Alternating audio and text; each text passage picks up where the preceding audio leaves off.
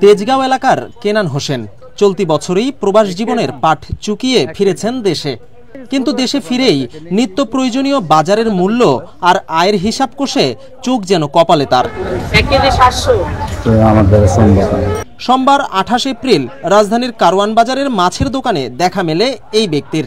নীরব কণ্ঠে প্রতিবাদী ধ্বনিতে কেনান হোসেনের জবাব, মাছে ভাতে বাঙালি এই উক্তি শুধু টিকে আছে পাঙাশ, তেলাপিয়া আর সিলভার কার্পের জোরে।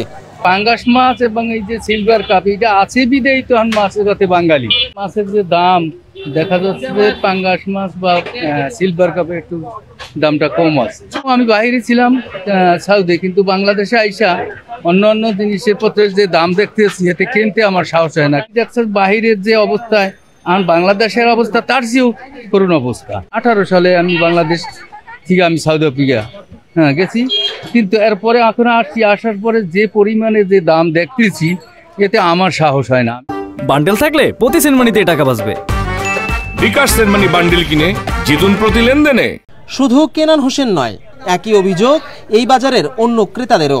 তারা বলছেন বাজারে বেড়েছে মাছের দাম, ইলিশ পরিণত হয়েছে সোনার হরিণে। ইলিশ মাছের দামটা আগের চেয়ে তুলনামূলক বেশি। লোয়ার মিডল ক্লাস যারা, ওনাদের জন্য এটা অনেকটা সোনার হরিণ বলা যায়। আজকে মাছের বাজার অনেক চড়া। যে চিংড়ি মাছটা 2 দিন আগে নেওয়া হয়েছে 600 টাকা, ওইটা আজকে যাচ্ছে 750-800 টাকা। ইলিশ মাছ তো ধরা যায় না, কোরাল মাছ এটাও কেজি প্রতি প্রায় 150 টাকা বেড়ে গেছে। 3 দিনের ডিফারেন্সে রূপচাঁদাও তাই বাড়ছে। এই বাজারের মাছের দোকানগুলোর মূল্য তালিকা বলছে ইলিশ প্রতি কেজি আকার ভেদে বিক্রি হচ্ছে 1600 টাকা থেকে 2200 টাকা পর্যন্ত।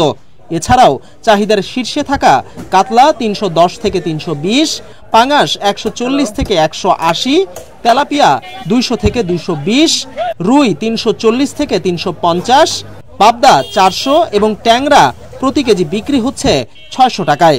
ক্রেতারা দাম বাড়ার অভিযোগ করলেও বিক্রেতাদের দাবি গত কয়েকদিনের তুলনায় কমেছে মাছের দাম।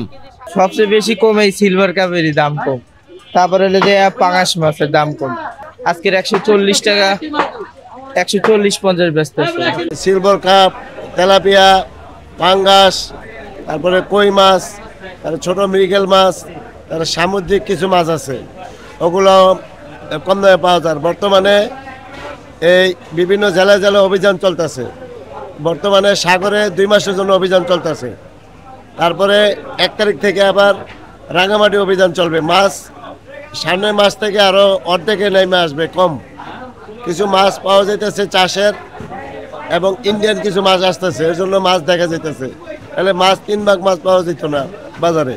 বাজার নিয়ন্ত্রণে এলে সবার থালায় উঠবে সব ধরনের মাছ, আর সেটি প্রত্যাশা করেন বাজারে আসা ক্রেতারা। বিজন কুমার, বাংলাদেশ প্রতিদিন।